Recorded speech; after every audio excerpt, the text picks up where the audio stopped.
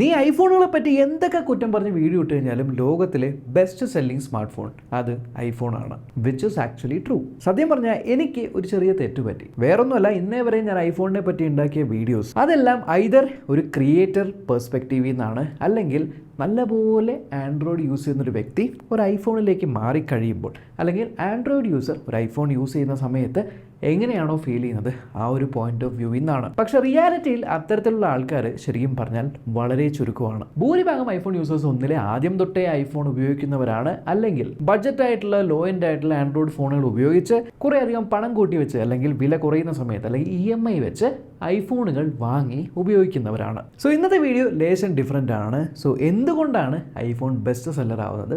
Let me explain. First of all, Android smart phones പോലെ applications side load ചെയ്യാൻ പറ്റില്ല. ഒരു ആൻഡ്രോയിഡ് ഫോണിൽ പ്ലേ സ്റ്റോറിലേക്ക് എന്താ Galaxy store, Realme store, Xiaomi store, അല്ലെങ്കിൽ ജസ്റ്റ് നെറ്റിൽ അടിച്ചു നോക്കിക്കഴിഞ്ഞാൽ നിങ്ങൾക്ക് എൻ്റെ APK കിട്ടും, ഡൗൺലോഡ് ചെയ്യാം, ഇൻസ്റ്റാൾ ചെയ്യാം. പക്ഷെ ഒരു ഐഫോൺ യൂസറിന് ഒരു ആപ്ലിക്കേഷൻ ഇൻസ്റ്റാൾ ചെയ്യണമെങ്കിൽ അയാൾ നേരെ പോകുന്നത് ആപ്പ് സ്റ്റോറിലാണ്. വേറെ ഒന്നും ചിന്തിക്കേണ്ട ആവശ്യമില്ല. ആപ്ലിക്കേഷൻ ഇൻസ്റ്റാൾ ചെയ്യണോ, ആപ്പ് സ്റ്റോറിൽ പോവാം, ഡൗൺലോഡ് ചെയ്യാം. ശരി, ഒരു ശരാശരി ആൻഡ്രോയിഡ് യൂസർ ആയിക്കോട്ടെ, ഈ വീഡിയോ കാണുന്നവർ, നിങ്ങളുടെ അച്ഛനോ അമ്മയോ നിങ്ങളുടെ പാരൻസ് ലാസ്റ്റ് ടൈം എപ്പോഴാണ് ഒരു APK ഫയൽ ഡൗൺലോഡ് ചെയ്ത് ഇൻസ്റ്റാൾ ചെയ്തത്? ഇനി എങ്ങനെ ഇൻസ്റ്റാൾ ചെയ്തിട്ടുണ്ടെങ്കിൽ ചിലപ്പോൾ പൈസയും പോയിട്ടുണ്ടാവും. പക്ഷെ ഒരു ഐഫോൺ ആണ് യൂസ് ചെയ്യുന്നതെങ്കിൽ നിങ്ങൾക്ക് ആരെന്ത് ലിങ്ക് അയച്ചാലും എന്ത് ഡൗൺലോഡ് ചെയ്ത് കഴിഞ്ഞാലും ആപ്ലിക്കേഷൻ ഇൻസ്റ്റാൾ ചെയ്യണോ അതിന് ആപ്പ് സ്റ്റോറിൽ തന്നെ പോകണം. വിച്ച് മീൻസ് നിങ്ങൾക്ക് അവിടെ ഒരു പ്രൈവസി അല്ലെങ്കിൽ സെക്യൂരിറ്റി കിട്ടുന്നു. And for a normal user അത് ഒരു വലിയ കാര്യമാണ്. രണ്ടാമത്തത് ആപ്ലിക്കേഷൻ സബ്സ്ക്രിപ്ഷൻ കോസ്റ്റ്. ശരിയാണ്, ആൻഡ്രോയിഡ് വെച്ച് കമ്പയർ ചെയ്യുമ്പോൾ ഐഫോണുകളിൽ ആപ്ലിക്കേഷൻസിൽ നിന്നും പ്രീമിയം സർവീസ് എടുക്കുകയാണെങ്കിൽ യൂട്യൂബ് പ്രീമിയം തന്നെ ഐഫോണുകളിൽ 195 രൂപയാണ്, ആൻഡ്രോയിഡിൽ 149 രൂപയുള്ളൂ. പക്ഷെ എന്താ പ്രശ്നം എന്നറിയോ? ഇത്രയും വില കൊടുത്ത് എനിക്കൊരു ഫോൺ മേടിക്കാമെങ്കിൽ ഒരു 20 അല്ലെങ്കിൽ 30 രൂപ എക്സ്ട്രാ കൊടുത്ത് ഒരു സബ്സ്ക്രിപ്ഷൻ എടുക്കുന്നതുകൊണ്ട് എനിക്കെന്ത് നഷ്ടം? ആൻഡ് ഇതിന് വേറൊരു പെർസ്പെക്റ്റീവും കൂടിയുണ്ട്. ആൻഡ്രോയിഡിൽ ഇതിന് വില കുറവാണ്, കാരണം ആൻഡ്രോയിഡ് ഫോണുകൾ ചീപ്പാണ്. അതുകൊണ്ട് തന്നെ ആപ്ലിക്കേഷൻ എക്സ്പീരിയൻസും ബോറായിരിക്കും. ഐഫോൺ വില കൂടിയ ഫോണാണ്, അതുകൊണ്ട് കുറച്ച് കൂടുതൽ പൈസ കൊടുത്താലും ആപ്ലിക്കേഷൻ നല്ലപോലെ വർക്ക് ചെയ്യും. ആൻഡ് യെസ്, ആപ്ലിക്കേഷൻസ് നല്ലപോലെ ഐഫോണിൽ ഒപ്റ്റിമൈസ് ചെയ്തിട്ടുള്ളതുകൊണ്ട് they will not be disappointed. So കൊടുത്ത കാശിന് വേർത്താന്നുള്ള സാറ്റിസ്ഫാക്ഷനും വരും. ഓവറായിട്ട് പേ ചെയ്യുന്നുണ്ട് എന്ന് തോന്നുകയുമില്ല. തോന്നുവാണെങ്കിൽ തന്നെ ആൻഡ്രോയിഡുമായിട്ട് കമ്പയർ ചെയ്യുമ്പോൾ ദേ ആർ പുവർ എന്നുള്ളൊരു മെൻറ്റാലിറ്റിയിലായിരിക്കും ചിന്തിക്കുന്നത്. ഇത് ഞാൻ പറയുന്നതല്ല, കഴിഞ്ഞ ദിവസം ഇട്ട വീഡിയോസിൽ ഇഷ്ടം പോലെ കമൻറ്റ് വന്നിട്ടുണ്ട്, ആൾക്കാരങ്ങ് പുച്ഛിച്ച് തള്ളുക. ശരിയാണ്, ആൻഡ്രോയിഡിലെ പോലെ ഗൂഗിൾ ആപ്ലിക്കേഷൻസ് അത്ര നന്നായിട്ട് ഐഫോണിൽ വർക്ക് ചെയ്യില്ല. എന്നിരുന്നാലും ഒരു നോർമൽ പേഴ്സണെ എടുക്കൂ. നിങ്ങളൊരു ഐഫോണിലേക്ക് മാറിക്കഴിഞ്ഞാൽ, നിങ്ങളൊരു iCloud അക്കൗണ്ടൊക്കെ ഉണ്ടാക്കി കഴിഞ്ഞാൽ, സെർച്ച് ചെയ്യാനായിട്ട് നിങ്ങൾ എന്ത് ചെയ്യും? നേരെ സഫാരി പോകുന്നു, സെർച്ച് ചെയ്യുന്നു, നിങ്ങൾക്ക് വേണ്ട സെർച്ച് റിസൾട്ട് കിട്ടുന്നു. ഇനി മെയിലിന് ഓൾറെഡി ആപ്പിൾ മെയിൽ ഉണ്ട്, അതിൽ ഗൂഗിൾ അക്കൗണ്ട് വെച്ച് ലോഗിൻ ചെയ്ത് കഴിഞ്ഞാൽ നിങ്ങളുടെ മെയിലുകളെല്ലാം അവിടെ കിട്ടുന്നു. ആൻഡ് കോമൺ യൂസേഴ്സിൽ എത്ര പേരാണ് ഡെയിലി മെയിൽ അയക്കുന്നത്?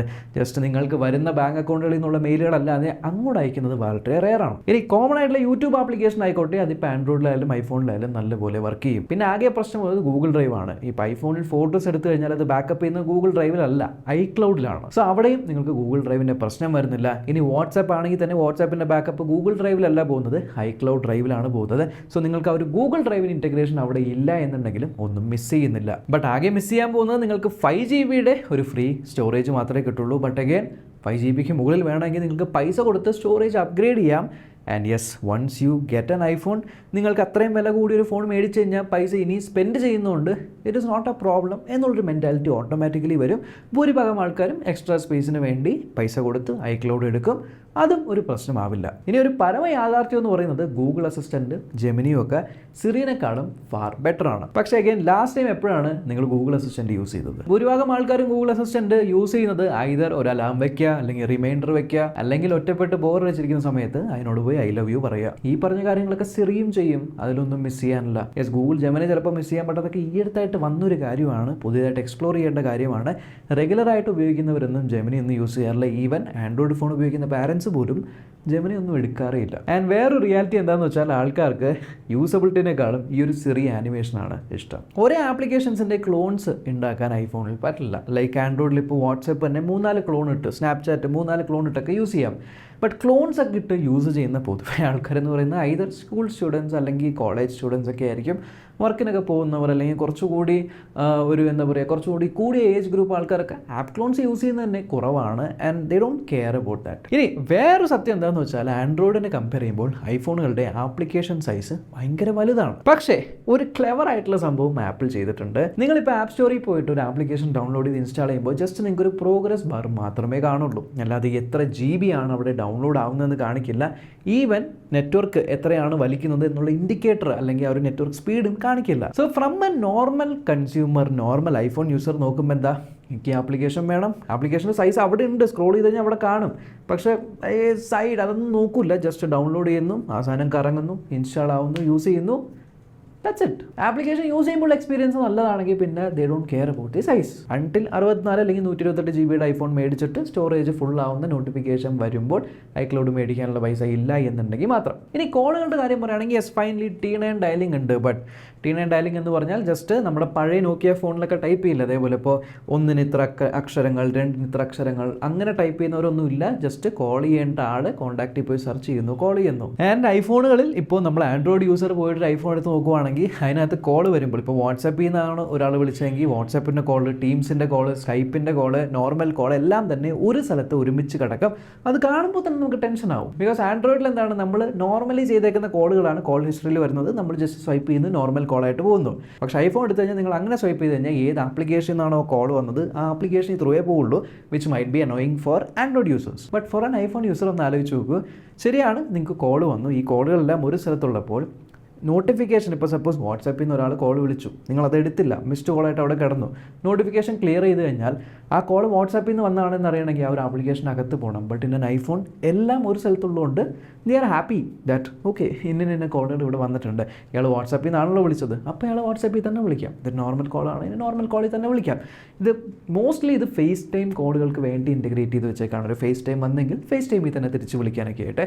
So that does not bother. And ഇത് പൊതുവേ ഗൾഫിലുള്ളവരൊക്കെ ഈ ബോട്ടിം ഒക്കെ യൂസ് ചെയ്യുന്നവരൊക്കെ വിളിക്കുമ്പോൾ അവർക്ക് തിരിച്ച് ബോട്ടിമിൽ തന്നെ ഓട്ടോമാറ്റിക്കലി കോൾ പോകും, ISD കോളായിട്ട് പോവില്ല, അവർക്കിത് യൂസ്ഫുൾ ആണ്. പിന്നെ ചില ആപ്ലിക്കേഷൻ, ചില കോമൺ ആയിട്ടുള്ള ആപ്ലിക്കേഷൻസ് ഐഫോണിൽ ആൻഡ്രോയിഡിനെക്കാളും കാണാൻ വ്യത്യാസമുണ്ട്. ഉദാഹരണത്തിന് ഇപ്പോൾ വാട്സാപ്പ് എടുക്കുകയാണെങ്കിൽ ഐഫോണിലുള്ളതും ആൻഡ്രോയിഡിലുള്ള വാട്സാപ്പും ഡിഫറൻ്റ് ആണ്. എന്ന് മാത്രമല്ല ഫംഗ്ഷനാലിറ്റിയും ഡിഫറൻ്റ് ആണ്. ഉദാഹരണത്തിന് ഇപ്പോൾ ഒരു ചാറ്റ് ഞാൻ ലോങ് പ്രസ് ആൻഡ്രോയിഡിൽ ചെയ്ത് കഴിഞ്ഞാൽ അത് സെലക്ട് ആവും, നമുക്ക് അപ്പോൾ തന്നെ ഡിലീറ്റ് എന്തെങ്കിലും ചെയ്യാം.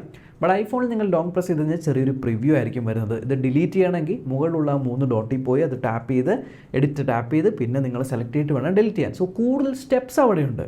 പക്ഷേ ഇതിന് കൂടുതൽ സ്റ്റെപ്പ് വെക്കുന്നതിൻ്റെ ഉദ്ദേശം എന്ന് വെച്ചാൽ ഫോർ ആൻ ഐഫോൺ യൂസർ ഈ ഡിലീറ്റ് ചെയ്യുക എന്നുള്ളത് ഇറ്റ്സ് നോട്ട് എ പ്രയോറിറ്റി.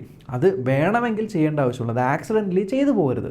അങ്ങനെ ചെയ്തു പോകാതിരിക്കാൻ വേണ്ടിയിട്ട് അങ്ങനത്തെ ഇതിപ്പോൾ ഡിലീറ്റിങ്, എഡിറ്റിംഗ് അങ്ങനത്തെ പരിപാടികളൊക്കെ ഒരു സ്റ്റെപ്പ് കൂടുതലാക്കി വെക്കുകയും ജനറലി ഉള്ള കാര്യങ്ങളെല്ലാം ഒറ്റ ടാപ്പിലാക്കി വെക്കുകയും ചെയ്യുന്ന ഒരു എന്താ പറയുക, അധികം ചിന്തിക്കേണ്ട, ജസ്റ്റ് സിമ്പിളായിട്ട് ഉപയോഗിക്കാൻ പറ്റും, ആക്സിഡൻ്റലി ഒന്നും കളഞ്ഞു പോകരുത് എന്നുള്ളൊരു മെൻറ്റാലിറ്റിയിൽ ഡിസൈൻ ചെയ്തിട്ടുണ്ട്. ഈ ഒരു സെയിം മെൻറ്റാലിറ്റി ഇപ്പോൾ കോൺടാക്ട് സ്ക്രീൻ നോക്കുവാണെങ്കിൽ ഇപ്പോൾ ആൻഡ്രോയിഡിൽ ഒരു കോൺടാക്ട് ഡിലീറ്റ് ചെയ്യണമെങ്കിൽ സെലക്ട് ചെയ്യുക, ഡിലീറ്റ് ചെയ്യുക. ബട്ട് ഐഫോണിൽ അങ്ങനെ സെലക്ട് ചെയ്ത് ഡിലീറ്റ് ചെയ്യാൻ പാടാണ്. നിങ്ങൾ ഓരോ കോൺടാക്റ്റ് ഉള്ളിൽ പോയിട്ട് ഡിലീറ്റ് ചെയ്യണം. അല്ലെങ്കിൽ 2 വിരലൊരു ട്രിക്ക് ഉണ്ട്, 2 വിരൽ വെച്ച് ഇങ്ങനെ സ്വൈപ്പ് ചെയ്ത് കഴിഞ്ഞാൽ മൾട്ടിപ്പിൾ സെലക്ട് ആവും, ഡിലീറ്റ് ചെയ്യാം. അല്ലാതെ നിങ്ങൾക്ക് ഡിലീറ്റ് ചെയ്യാൻ പറ്റില്ല. Because contact information something precious, അറിയാതെ ഡിലീറ്റ് ആയി പോകരുത് എന്നുള്ളൊരു ചിന്താഗതി. ആ ഒരു ചിന്താഗതി എന്ന് പറയുന്നത് കോമൺ ആൾക്കാർക്ക് ഭയങ്കര യൂസ്ഫുൾ ആണ്, എസ്പെഷ്യലി ഓൾഡർ പീപ്പിൾ അല്ലെങ്കിൽ ഫോണിനെ പറ്റി അത്ര ചിന്തിച്ച് ഉപയോഗിക്കാത്തവർക്ക് ഇത് യൂസ്ഫുൾ ആണ്. ഇനി റീസെൻ്റ്ലി ആണ് കോൾ റെക്കോർഡ് ചെയ്യുന്ന ഒരു ഓപ്ഷൻ ഫൈനലി ഐഫോണുകളിൽ എത്തിയത്. ഇത്രയും നാളും അത് ഉണ്ടായില്ല.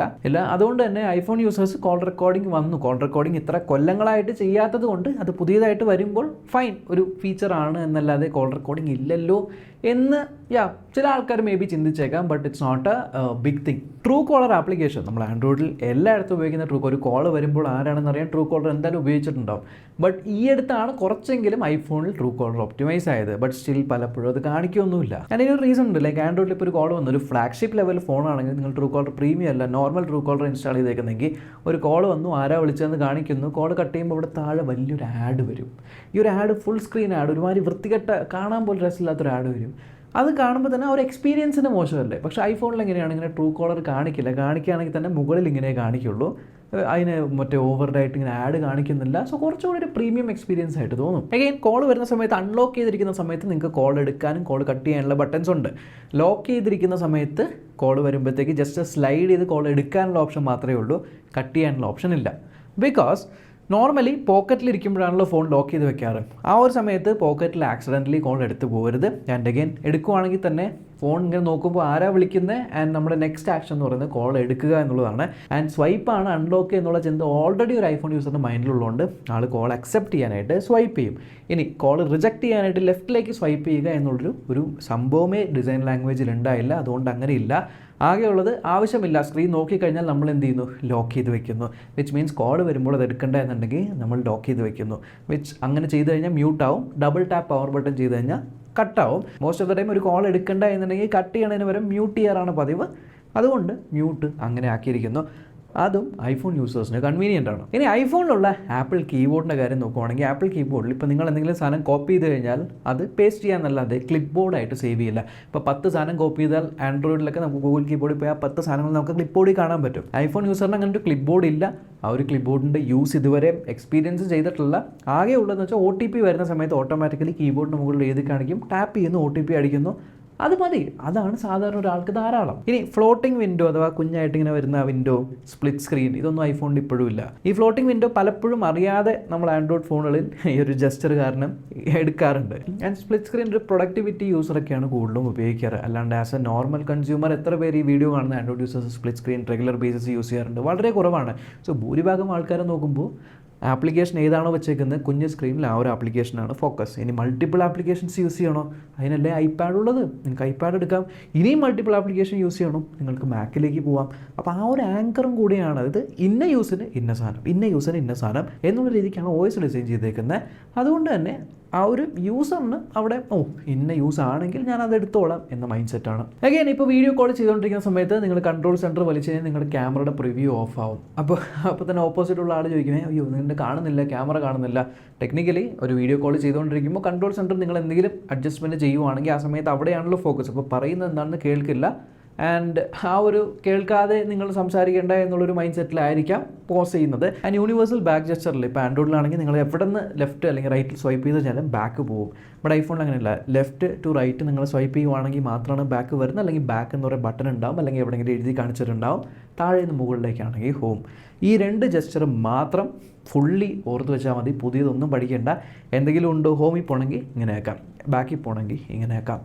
ആ ഒരു സിംപ്ലിസ്റ്റിക് അപ്രോച്ച്. ഇനി ഐഫോണുകളിൽ കസ്റ്റമൈസേഷൻ്റെ കുറവ്. ശരിയാണ്, കസ്റ്റമൈസേഷൻ്റെ കുറവുണ്ട്. ആൻഡ്രോയിഡിലെ പോലെ ലോഞ്ചേഴ്സ് ഒന്നും ഇൻസ്റ്റാൾ ചെയ്യാൻ പറ്റില്ല, ഇഷ്ടമുള്ള ഐക്കൺസ് ഇടാൻ പറ്റില്ല, തീംസ് ഇടാൻ പറ്റില്ല. പക്ഷേ എഗെയിൻ ഞാൻ ചോദിക്കുവാണ്, കോമൺ ഇപ്പം നിങ്ങളുടെ വീട്ടിലുള്ള എല്ലായിടത്തും പോയി ചോദിക്കുക, നിങ്ങളുടെ ഫോണിൽ നിങ്ങൾ കസ്റ്റമൈസേഷൻ വെച്ചിട്ടുണ്ടോ, നിങ്ങൾ ഐക്കൺസ് മാറ്റിയിട്ടുണ്ടോ, തീംസ് എപ്പോഴാണ് ലാസ്റ്റ് മാറ്റിയെന്ന് ചോദിച്ചേ ഭൂരിഭാഗം ആൾക്കാരും മാക്സിമം മാറ്റിയിട്ടുള്ള എന്താണ്, വാൾപേപ്പർ ആയിരിക്കും, അല്ലെങ്കിൽ ഡാർക്ക് മോഡും ലൈറ്റ് മോഡും. അതാണ് നോർമലി ആൾക്കാർ ചെയ്യുന്നത്. അതുകൊണ്ട് തന്നെ ഐഫോൺ നിങ്ങൾ മേടിക്കുവാണെങ്കിൽ അതിൽ ഡാർക്ക് മോഡ് ലൈറ്റ് മോഡ് ഇടുക, it's a big thing. Lock സ്ക്രീനിൽ വാൾപേപ്പർ മാറ്റുക എന്നുള്ളത് ഇറ്റ്സ് എ ബിഗ് തിങ്. അതിൽ കൂടുതൽ കസ്റ്റമൈസേഷൻ ഈ അടുത്തായിട്ട് ഐക്കണിൽ നിങ്ങൾ ഇങ്ങനെ കളറൊക്കെ മാറ്റാൻ പറ്റും എന്ന് അറിഞ്ഞപ്പോൾ അതൊരു ഒരു പുതുമയാണ്. അല്ലാതെ അതില്ലെങ്കിലും iPhone user does not care. കാരണം ഇപ്പോൾ നിങ്ങളല്ല, നിങ്ങളുടെ വീട്ടിലുള്ള ആര്, ഇപ്പോൾ പ്രായമുള്ള ആൾക്കാർ പോലും ഐഫോൺ ഉപയോഗിക്കുവാണെങ്കിൽ നിങ്ങൾ വിളിച്ചോ ഈ സാധനം വർക്ക് ചെയ്യുന്നില്ല എന്ന് ചോദിക്കുവാണെങ്കിൽ നിങ്ങൾക്ക് അവിടെ എന്താണുള്ളതെന്ന് ചിന്തിക്കാതെ പറഞ്ഞു കൊടുക്കാൻ പറ്റും. കാരണം അങ്ങനെ ആയിരിക്കുള്ളൂ, അത് മാറാനൊന്നും പോകുന്നില്ല എന്നുള്ളതുകൊണ്ട് പറഞ്ഞു കൊടുക്കാനുള്ള ആ ഒരു ഈസ് ഓഫ് സംഭവമുണ്ട്. സോ ആ ഒരു ഈസ് ഓഫ് യൂസ് കൂടെയാണ് കൂടുതൽ ഭൂരിഭാഗം ആൾക്കാർക്ക് വേണ്ടത്. അത് ഡെലിവർ ചെയ്യുന്നുണ്ട്. ഇനി 60 ഹെർട്സിൻ്റെ സ്ക്രീൻ ആണെങ്കിലും ഒരു 120 ഹെർട്സിൻ്റെ സ്ക്രീൻ ഉപയോഗിച്ചൊരു വ്യക്തിക്ക് 60 ഹെർട്സിൻ്റെ സ്ക്രീൻ ഒരു പോരായ്മയായിട്ട് തോന്നുള്ളൂ. പ്ലസ് ഐഫോൺസിൽ കമ്പയർ ടു ആൻഡ്രോയിഡ് ആനിമേഷൻസ് ഭയങ്കര സ്ലോ ആണ്. സ്ലോ ആയിട്ടൊരു ആനിമേഷൻ വരുന്ന സമയത്ത് 60 ഹെർട്സ് ആണെങ്കിലും it will feel smooth until നിങ്ങളൊരു പ്രോ ഫോണിലേക്ക് അപ്ഗ്രേഡ് ചെയ്ത് കഴിയുമ്പോഴാണ് ഇത് കൊള്ളാമല്ലോ എന്ന് നിങ്ങൾക്ക് തോന്നുന്നത്. അല്ലാണ്ട് റെഗുലർ യൂസറിന് ആ ഒരു UI കുറച്ച് സ്ലോ ആയിട്ടാണ് ആനിമേഷൻസ് വരുന്നതുള്ളൂ, ഫീൽ ചെയ്യില്ല. ലോങ് സ്ക്രീൻഷോട്ടുകൾ നിങ്ങൾക്ക് ആൻഡ്രോയിഡിലെ പോലെ ഐഫോണിൽ എടുക്കാനായിട്ട് പറ്റില്ല. ഏത് ചാറ്റുകളുടെ ആകെ എടുക്കാൻ പറ്റുന്നത് ബ്രൗസറിലാണ്. ലോങ് സ്ക്രീൻഷോട്ട് എന്ന് പറഞ്ഞാൽ ഫീച്ചർ എന്താണ് എന്ന് എക്സ്പീരിയൻസ് ചെയ്യാത്ത ഒരാൾക്ക് അതിൻ്റെ യൂസബിലിറ്റി അവിടെ വരില്ല. വേണമെങ്കിൽ എന്തിനാ സ്ക്രീൻ റെക്കോർഡിംഗ് ഉണ്ടല്ലോ, സ്ക്രീൻ റെക്കോർഡ് ചെയ്ത് കാണിച്ചു കൊടുക്കാം. ഇനി ഒരു ബ്രൗസറൊക്കെ ആണെങ്കിൽ അത് ലോങ് സ്ക്രീൻഷോട്ട് ഒരു ഫുൾ സാധനം PDF ആയിട്ട് മാറ്റണമെങ്കിൽ നോർമലി അങ്ങനത്തെ ആർട്ടിക്കിൾസ് ആണ് PDF ആയിട്ട് ലോങ് സ്ക്രീൻഷോട്ട് എടുക്കുക. ആ ഒരു ഫീച്ചർ അതിലുണ്ട്. ഇനി നോട്ടിഫിക്കേഷൻ സ്ക്രീൻ ഫുള്ളി ക്ലട്ടേർഡ് ആയിട്ടാണ് ആൻഡ്രോയിഡ് യൂസറിന് ഫീൽ ചെയ്യുന്നതെങ്കിലും ഒരു ഐഫോൺ യൂസറിന് എല്ലാ നോട്ടിഫിക്കേഷനും അവിടെ ഉണ്ടെങ്കിൽ ഓരോന്നായിട്ട് നോക്കി ഏത് സമയത്ത് ഏത് വന്നു എന്ന് നോക്കി മനസ്സിലാക്കാനുള്ള ആ ഒരു ഫ്ലോയിൽ അങ്ങോട്ട് പൊക്കോളും. അതൊന്നും ഒരു ബിഗ് ഡീലേ അല്ല. ഇനി ഫേസ് ID മാത്രമേ ഉള്ളൂ, ഫിംഗർ പ്രിൻറ്റ് അൺലോക്ക് ഇല്ല. നല്ലതല്ലേ? കൂടുതൽ ഓപ്ഷൻസ് കൊടുക്കാതിരിക്കുക എന്നുള്ളതാണ്. ഫേസ് ID ഉള്ളതുകൊണ്ട് ജസ്റ്റ് സ്വൈപ്പ് ചെയ്യുന്നു, അൺലോക്ക് ആവുന്നു. ഫിംഗർ കൊണ്ട് വെക്കുക, അല്ലെങ്കിൽ ഏത് വിരൽ വെക്കണം. ഇപ്പോൾ ലെഫ്റ്റ് ഹാൻഡ് കൊണ്ട് എടുത്തു കഴിഞ്ഞാൽ അൺലോക്ക് ചെയ്യാൻ പറ്റില്ല. അപ്പോൾ റൈറ്റ് ഹാൻഡിലാണ് ഫിംഗർ പ്രിൻ്റ് എങ്കിൽ അത് വെക്കുക, അല്ലെങ്കിൽ 2 ഫിംഗർ പ്രിൻ്റ് ആഡ് ചെയ്യുക. ഈ ഒരു ടച്ച് ID സംഭവം ഉണ്ടല്ലോ, ടച്ച് ID ഫേസ് ID കൂടെ കൊടുത്തു കഴിഞ്ഞാൽ കൺഫ്യൂഷൻ, ഒരാളെടുത്ത് കഴിഞ്ഞാൽ ഞാനിപ്പോൾ ഏത് വെച്ച് അൺലോക്ക് ചെയ്യും എന്നൊരു കൺഫ്യൂഷൻ വരും ഫോർ എ കോമൺ പേഴ്സൺ. ഇനി again iPhone to Windows PC transfer ചെയ്യുക എന്നുള്ളത് ഇറ്റ്സ് എ ഭ്രാന്ത് പിടിക്കുന്ന തിങ്. പക്ഷേ ഞാൻ പറയട്ടെ, ഒരു ഐഫോൺ ഉള്ള ഒരാൾ പോയിട്ട് വിൻഡോസ് PC എന്തായാലും എടുക്കരുത് എന്ന് ഐഫോൺ ഉണ്ടാക്കുന്നവർ വിചാരിക്കുള്ളൂ. നിങ്ങൾക്ക് വേണമെങ്കിൽ മാക്ക് എടുക്കാം, എയർ ഡ്രോപ്പ് ചെയ്യാം. വളരെ റെയർ ആയിട്ടുള്ള ആൾക്കാർ ഐഫോൺ എടുത്തിട്ട് അത് വിൻഡോസിൽ കുത്തിയിട്ടൊക്കെ. ഇനി ഫയൽ മാനേജ്മെൻറ്റ് ശോകമാണ്. ഇപ്പോൾ ഫോട്ടോസ് ആപ്ലിക്കേഷൻ്റെ അകത്ത് ഒരു ഫോട്ടോ ഉണ്ടെങ്കിൽ അത് ഫയൽസ് ആപ്ലിക്കേഷനകത്ത് ഉണ്ടാവില്ല. ഫയൽസ് ആപ്ലിക്കേഷൻ ഉള്ളത് ഫോട്ടോസ് ആപ്ലിക്കേഷൻസിൽ കാണില്ല. പക്ഷേ അതങ്ങനെ വെച്ചേക്കുന്നതിന് ഉദ്ദേശം എന്ന് വെച്ചാൽ ഒരു ഐഫോൺ യൂസറുടെ അടുത്ത് ഒരു ഫോട്ടോ അല്ലെങ്കിൽ വീഡിയോ എവിടെ എന്ന് ചോദിച്ചു കഴിഞ്ഞാൽ ആൾ നേരെ ഫോട്ടോസ് ആപ്പിൽ പോകണം. കാരണം അതാണ് സിംപ്ലിസിറ്റി. ഇനി ഒരു സാധനം ഡൗൺലോഡ് ചെയ്ത സാധനം എന്താണ്? ഒരു ഫയലാണ് നിങ്ങൾ ഡൗൺലോഡ് ചെയ്തത്, അപ്പോൾ അത് ഫയൽസ് ആപ്ലിക്കേഷനിൽ പോകണം. ഇനി ഫയൽസ് ആപ്ലിക്കേഷനിൽ ഡൗൺലോഡ് ചെയ്ത ഫയൽ അതൊരു ഫോട്ടോ ആണോ, അത് നിങ്ങൾക്ക് എവിടെയെങ്കിലും അറ്റാച്ച് ചെയ്യണോ? അതിന് നിങ്ങൾ എവിടെ നിന്ന് അറ്റാച്ച് ചെയ്യും? ഫോട്ടോസ് ആണെങ്കിൽ ഫോട്ടോസ് ആപ്പിൽ നിന്ന് അറ്റാച്ച് ചെയ്യേണ്ടത്. അപ്പോൾ നിങ്ങളത് ഫോട്ടോസ് ആപ്പിലേക്ക് സേവ് ചെയ്യണം, എന്നിട്ട് നിങ്ങൾക്കത് അവിടെ അറ്റാച്ച് ചെയ്യാം. ആ ഒരു മെൻറ്റാലിറ്റിയിലാണ് ഫംഗ്ഷൻ ചെയ്യുന്നത്. ഇനി അതേപോലെ പല ആപ്ലിക്കേഷൻസിൻ്റെ പല ഇൻ്റർഫേസുകളുടെ സെറ്റിങ്സ് ആപ്ലിക്കേഷൻ്റെ അകത്ത് ഒളിപ്പിച്ച് വെച്ചിട്ടുണ്ട്. And there is A reason for that. അതിപ്പോൾ ക്യാമറ ആപ്ലിക്കേഷനകത്താണെങ്കിൽ കുറച്ച് സെറ്റിങ്സ് ഒക്കെ ഇങ്ങനെ നമ്മൾ അറിയാതെ ആക്സിഡൻ്റലി മാറ്റി പോകാതിരിക്കാനും കൺഫ്യൂസിങ് ആക്കാതിരിക്കാനും വേണ്ടി അതൊക്കെ അവിടെ കാണാറില്ല. ആൻഡ് ഈവൻ ഓട്ടോ ബ്രൈറ്റ്നസ് എന്ന് പറയുന്ന സംഭവം അത് ബൈ ഡിഫോൾട്ട് ഓൺ ആയിരിക്കണം. കാരണം ഞാൻ ഈ പറഞ്ഞ പോലെ തന്നെ ഇപ്പോൾ അച്ഛനോടോ അമ്മയോടൊക്കെ നോക്കിക്കഴിഞ്ഞാൽ അവർ ഓട്ടോ ബ്രൈറ്റ്നസ് ഇപ്പോൾ ആൻഡ്രോയിഡ് ഫോണിൽ ഓഫ് ചെയ്തു, പിന്നെ അത് ഓണാക്കാൻ മറന്നു, അവർ ഡയറക്റ്റ് പൊരി വെയിലത്ത് പോയി കഴിഞ്ഞാൽ ഫോൺ ഒന്നും കാണുന്നില്ല, എൻ്റെ ഫോൺ കേടായി എന്നേ ചിന്തിക്കുള്ളൂ. ആ ഒരു പ്രശ്നം ഉണ്ടാവരുത്. അങ്ങനെ വേണമെങ്കിൽ ഫോഴ്സ്ഫുള്ളി നമ്മൾ ഉള്ളിൽ പോയിട്ട് അത് ഓഫാക്കുക. അപ്പോൾ നമുക്കറിയാൻ പറ്റുമോ ഞാൻ അവിടെ പോയി ഓഫാക്കിയിട്ടുണ്ട് എന്നാൽ അത്രയും സ്റ്റെപ്പ് ചെയ്യുമ്പോൾ ഓർക്കും. അല്ലാതെ ആക്സിഡൻ്റലി ഇപ്പോൾ മോളിൽ നിന്ന് പോയിട്ട് ആ ഞെക്കി ഓട്ടോ ബ്രൈറ്റ്നസ് ഓഫായി പോയി നമ്മൾ അറിയാത്ത ഒരു സിറ്റുവേഷൻ വരാതിരിക്കാൻ അങ്ങനെ അകത്തൊളിപ്പിച്ച് വെച്ചിട്ടുണ്ട്. ഇനി ഫൈനലി ഞാൻ വേറൊരു കാര്യം കൂടി പറയാം. എനിക്ക് റീസെൻ്റ്ലി ഉണ്ടായ ഒരു എക്സ്പീരിയൻസ് ആണ്. അപ്പോൾ നിങ്ങൾ എന്നെ ഇൻസ്റ്റാഗ്രാമിൽ ഫോളോ ചെയ്യുന്നുണ്ടോയെന്ന് അറിയില്ല. ഫോളോ ചെയ്യുന്നവരാണെങ്കിൽ ഞാൻ ലാസ്റ്റ് ഡേ ഒരു എൻഗേജ്മെൻറ്റിന് പോയതിൻ്റെ ഒരു ഫോട്ടോ പോസ്റ്റ് ചെയ്തിട്ടുണ്ട് ഈ സ്റ്റോറിയിൽ. ആൻഡ് ആ ഒരു ഫോട്ടോ ഞാൻ ഷൂട്ട് ചെയ്തത് ഇതിലാണ്, S25 അൾട്രയിലാണ്. ഈ ഫോട്ടോ ഷൂട്ട് ചെയ്തതൊക്കെ അപ്ലോഡ് ചെയ്ത് കഴിഞ്ഞിട്ട് ഞാൻ ഫുഡ് കഴിക്കാൻ വേണ്ടിയിരിക്കണം. എൻ്റെ തൊട്ടപ്പുറത്ത് വേറൊരാളിരിക്കുന്നുണ്ട്. ആളെൻ്റെ ഫോണിൽ ആ ഒരു ഫോട്ടോ ഇട്ട് അത് കൊള്ളാലോ, എനിക്കൊന്ന് ഷെയർ ചെയ്ത് തരാമോ എന്ന് ചോദിച്ചു. ഞാൻ പറഞ്ഞു പിന്നെന്താ ഷെയർ ചെയ്യുക. അപ്പോൾ അയാൾ പറഞ്ഞു എയർ ഡ്രോപ്പ്. അങ്ങനെ നോക്കിയപ്പോൾ ആൻഡ്രോയിഡ് ആണോ? ഇറ്റ്സ് ഓക്കെ വാട്സപ്പിൽ അയക്കൂ എന്ന് എന്നോട് പറഞ്ഞു. എൻ്റെ കയ്യിലുണ്ടായിരുന്ന S25 അൾട്രയാണ്. പക്ഷേ പുള്ളിയുടെ കയ്യിലുണ്ടായത് ഐ തിങ്ക് iPhone 12 മിനിയോ 13 മിനിയോ ഒരു ചെറിയ ഫോണാണ്. പുള്ളിയുടെ കയ്യിലുണ്ടായ ആ ഒരു ഫോണിനേക്കാളും I think 3 times more expensive ആയിട്ടുള്ളൊരു ഫോണാണ് എൻ്റെ കയ്യിലുണ്ടായതെങ്കിലും എയർ ഡ്രോപ്പ് ഇല്ല.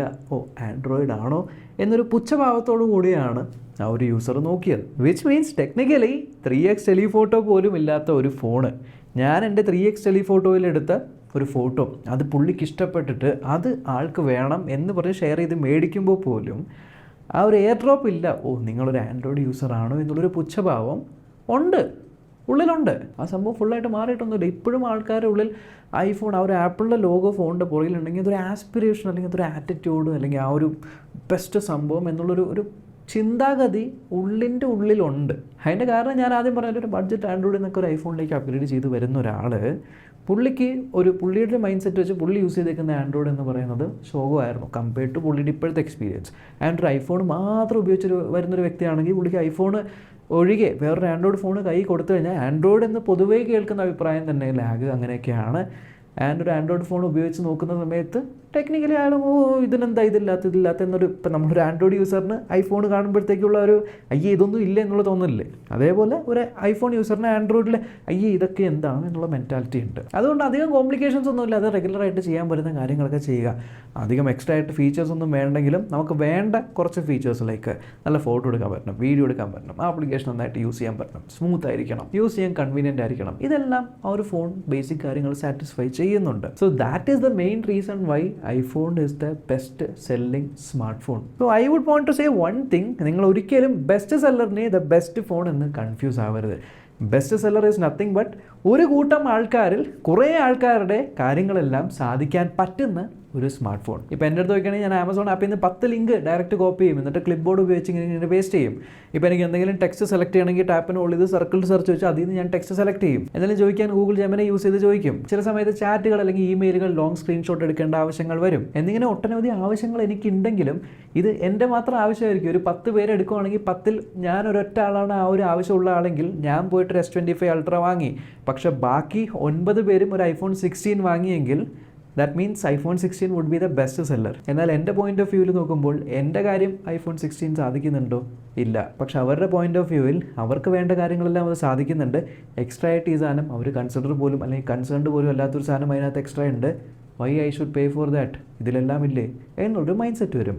അപ്പോൾ അത്രയേ ഉള്ളൂ. ഈ ഒരു വീഡിയോ ഇൻഫോർമേറ്റീവ് ആയിട്ട് തുടങ്ങിയ ചാനൽ സബ്സ്ക്രൈബ് ചെയ്യാൻ മറക്കണ്ട. Until next time, by.